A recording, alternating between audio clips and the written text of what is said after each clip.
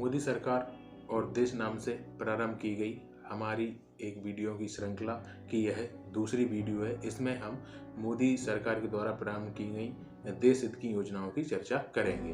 एक योजना है मेक इन इंडिया प्रोग्राम। यह योजना 25 सितंबर 2014 को मोदी सरकार द्वारा प्रारंभ की गई। भारत में जो आर्थिक स्थिति है उसको बढ़ाने के लिए इस योजना को प्रारंभ किया गया। इस योजना के अंतर्गत प्रधानमंत्री द्वारा या देश द्वारा अपील की गई है कि जो भारत की कंपनियां हैं और जो विदेशी कंपनियां हमें भारत देश में ही वस्तुओं का उत्पादन करें। इसके भारत में ही रोजगार के अवसर पैदा होंगे और भारत की जो बेरोजगारी में कमी आएगी। इस योजना के अंतर्गत जो भारत का विदेशी व्यापार आयात निर्यात संतुलन भी बढ़ेगा। हम देखते हैं अभी हम अधिक वस्तुओं का आयात करते हैं और कम वस्तुओं का निर्यात करते हैं, जिससे हमारी आयात और निर्यात में संतुलन नहीं है। इस योजना में इन दोनों के बीच अच्छा संतुलन बनाने के लिए यह योजना प्रारंभ की गई है। इसी योजना के अंतर्गत हम देखते हैं कि जो फॉरेन डायरेक्ट इन्वेस्टमेंट को कुछ क्षेत्रों के लिए पूर्ण रूप से खोल दिया गया है। वर्तमान में चाय बागानों के लिए 100% फॉरेन डायरेक्ट इन्वेस्टमेंट है। अब मतलब आप 100% फॉरेन डायरेक्ट इन्वेस्टमेंट कर सकते हैं कोई कंपनी में। और जो सार्वजनिक महत्व के मुद्दे हैं, जैसे हम देखते हैं न्यूज़ देखते हैं, न्यूज़ चैनल है, रक्षा है, अंतरिक्ष है, इन पे अभी फॉरेन डायरेक्ट इन्वेस्टमेंट को पूरी तरह से नहीं खोला गया है। ठीक है, तो ये हो गई मेक इन इंडिया। ठीक है, अब हम अगली योजना के बारे में चर्चा करते हैं। अगली योजना है कौशल विकास योजना। ठीक है, इस पे हम आगे चर्चा करते हैं। स्किल इंडिया प्रोग्राम या कौशल विकास योजना 2015 में मोदी सरकार द्वारा प्रारंभ की गई यह एक बहुत ही महत्वाकांक्षी योजना है। इसे उद्यमिता विकास मंत्रालय के अंतर्गत रखा गया है। हम देखते हैं कि भारत एक ऐसा देश है जिसमें सबसे अधिक पढ़े लिखे बेरोजगार हमें मिल जाएंगे। इसका एक बहुत बड़ा कारण है कि उनमें कौशल की कमी या उनकी शिक्षा सही ढंग से ना होना या उन्हें शिक्षा सही ढंग से ना मिल पाना। इसी कमी को देखते हुए मोदी सरकार के द्वारा स्किल इंडिया प्रोग्राम प्रारंभ किया गया है। इस योजना के अंतर्गत आपको 3 महीने, 6 महीने या 1 साल के लिए आप जिस क्षेत्र में चाहें उस क्षेत्र में आपको ट्रेनिंग दी जाती है और ट्रेनिंग पूर्ण होने पर आपको एक वर्चुअल सर्टिफिकेट दिया जाता है जो संपूर्ण देश में मान होता है। खासकर रोजगार मेलाओं में इस सर्टिफिकेट का बहुत ही महत्व होता है। इस योजना के अंतर्गत मैं देखता हूं कि यह योजना बहुत ही ज़्यादा महत्वाकांक्षी या देश की आवश्यकताओं की पूर्ति के लिए एक वरदान साबित हो सकती है। पर मैंने देखा है कि इस योजना को जितना महत्व मिलना चाहिए था उतना महत्व नहीं मिल पाया है। सरकार के द्वारा इस योजना के जो सेंटर बनाए हैं, ट्रेनिंग सेंटर, वो सही ढंग से काम नहीं करते हैं। उनको सही ढंग से काम करना चाहिए। सरकार को उस पर कड़ी निगरानी रखनी चाहिए और भारत की जो युवा हैं उनको इस कैंपों में या इन सेंटरों में ट्रेनिंग लेने के लिए उनमें कह सकते हैं उनका प्रचार प्रसार करना चाहिए। उन्हें प्रेरित करना चाहिए कि आप जाओ और इन सेंटरों में ट्रेनिंग प्राप्त करो और इस ट्रेनिंग प्राप्त करके आप एक अच्छा रोजगार प्राप्त कर सकते हैं। अगली योजना है डिजिटल इंडिया प्रोग्राम। 7 अगस्त 2014 से प्रारंभ मोदी सरकार के द्वारा यह बहुत ही महत्वाकांक्षी योजना है। इस योजना के द्वारा सरकार की सेवाओं को सीधे जनता तक और जनता को सीधे सरकार तक पहुंचाने का लक्ष्य रखा गया है। इस योजना के अंतर्गत हम देखते हैं कि देश के प्रशासन में एक पारदर्शिता आएगी, क्योंकि तकनीकी रूप से जो योजना है ऑनलाइन या इंटरनेट पर उपलब्ध होंगी, जो सभी के लिए होंगी, सभी इसको देख सकेंगे। आप बिना किसी कागजों से सरकार की योजनाओं का लाभ ले सकेंगे। इस उद्देश्य से इस योजना को प्रारंभ किया गया है।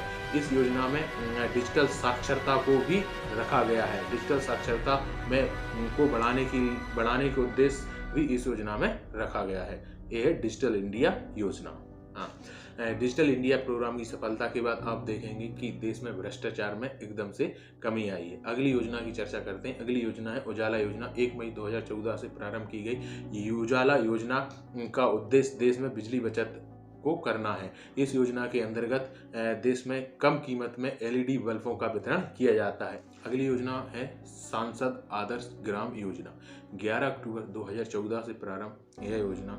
इस योजना के अंतर्गत देश के सभी सांसदों को एक एक ग्राम गोद लेने की बात कही गई है। जो सांसद जिस ग्राम को गोद लेगा उस ग्राम में आवश्यकताओं के अनुरूप बुनियादी सुविधाएं उपलब्ध कराने का लक्ष्य रखा गया है।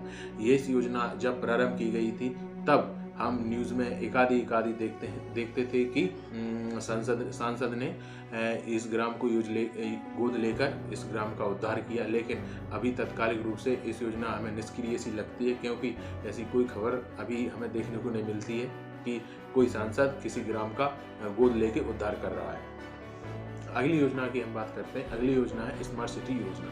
इस योजना के अंतर्गत मोदी सरकार के द्वारा 100 शहरों को स्मार्ट सिटी में परिवर्तित करने का लक्ष्य रखा गया है। इस क्यों रखा गया है? क्योंकि अभी हम देखते हैं कि भारत की संपूर्ण जनसंख्या का लगभग 31% जनसंख्या शहरों में निवास करती है, जिसका GDP में योगदान लगभग 65% है, और भविष्य में यानी 2025 तक लगभग 40% जनसंख्या भारत की सिटियों में निवास करेगी और GDP में योगदान इसका 75% होगा।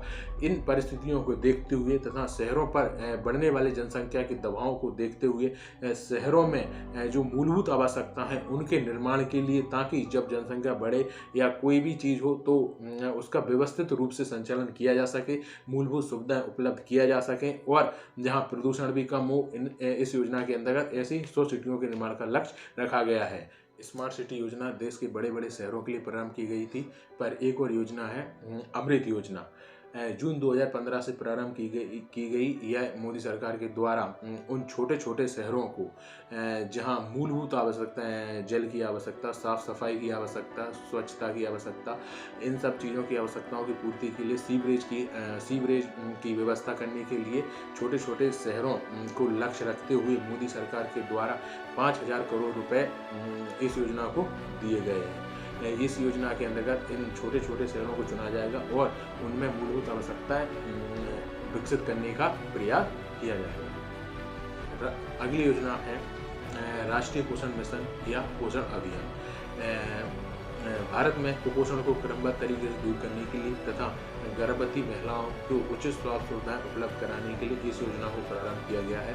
इस योजना में 3-3 साल के छोटे छोटे लक्ष्यों को ध्यान में रखकर कार्य किया जाएगा। यह मोदी सरकार के द्वारा स्वास्थ्य को लेकर प्रारंभ की गई बहुत ही महत्वाकांक्षी और देश हित में की गई योजना है। अब हम अगली योजना की बात करते हैं, फसल बीमा योजना। 13 जनवरी 2016 से प्रारंभ यह योजना देश के किसानों को आय का प्रभाव बना रहे, उनकी आय में किसी भी प्रकार की कमी ना आए, इस उद्देश्य से इस योजना को प्रारंभ किया गया है। इस योजना के अंतर्गत यदि किसी किसान के द्वारा फसल बीमा कराया गया है और उसकी फसल खराब हो जाती है, किसी भी कारणवश कीड़े लग जाएं, पानी ज़्यादा बरस जाए, किसी भी कारणवश उसकी फसल खराब हो जाती है तो उसे उचित बीमा उपलब्ध कराया जाता है। और इस योजना के अंतर्गत यदि कोई ऐसा किसान जिसने किसी भी फसल पर ऋण लिया हुआ है तो उसके प्रीमियम के बोझ से भी कम करने का लक्ष्य रखा गया है। यह किसानों के हित में प्रारंभ की गई मोदी सरकार के द्वारा बहुत ही महत्वाकांक्षी योजना है। उपरोक्त वर्णित योजनाओं के अलावा मोदी सरकार के द्वारा कुछ अन्य योजनाएं भी प्रारंभ की गई हैं, जो अभी आप स्क्रीन पर देख सकते हैं। इन योजनाओं के नाम इनके कार्यों के अनुरूप हैं। आप नाम से ही इन योजनाओं को समझ जाएंगे कि योजना किस उद्देश्य से प्रारंभ की गई है, क्योंकि यहाँ पर सभी योजनाओं का वर्णन करना संभव नहीं है। इन योजनाओं के अलावा भी मोदी सरकार के द्वारा बहुत सारे ऐसे काम किए गए हैं जो देश हित में हैं, जैसे surgical strike, air strike, Namami Gange project आदि अन्य कार्य हैं। उनकी चर्चा हम इस वीडियो की श्रृंखला की तीसरी वीडियो में करेंगे। धन्यवाद। अगर आपको वीडियो पसंद आती है तो कृपया लाइक कीजिए, सब्सक्राइब कीजिए और अगर कमेंट करने की इच्छा हो तो कमेंट भी कर सकते हैं, कोई रोक टोक नहीं।